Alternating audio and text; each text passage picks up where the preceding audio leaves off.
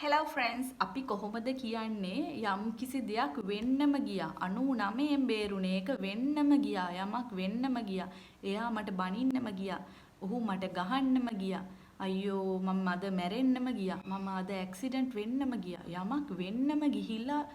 යන්තම් 99න් බේරෙනවා යමක් වෙන්නම ගියා කියලා අපි කොහොමද ඉංග්‍රීසි වලින් කියන්නේ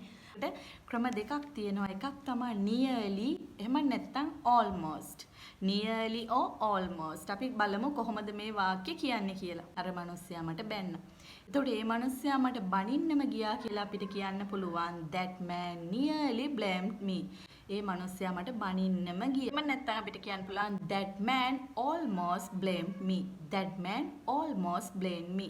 ඔහු මට මම මැරුණට අපි මොකක්ද කියන්නේ I died මම මැරෙන්නම ගියා I nearly died මම මැරෙන්නම ගිහින් නූලෙන් බේරුණේ මම මැරුණට කියන්නේ I died එතකොට මම මැරෙන්නම ගියා I nearly died මම අද මැරෙන්නම ගිහිල්ලා බේරුණේ මම අද ඇක්සිඩන්ට් එකක් වෙන්න ගිහින් මැරෙන්නම ගිහින් බේරුණේ I nearly died මම මැරෙන්නම ගියා එහෙම නැත්නම් I almost died අපිට දෙකම භාවිතා කරන්න පුළුවන් ඔහු මට ගහන්නම ගියා he nearly hit me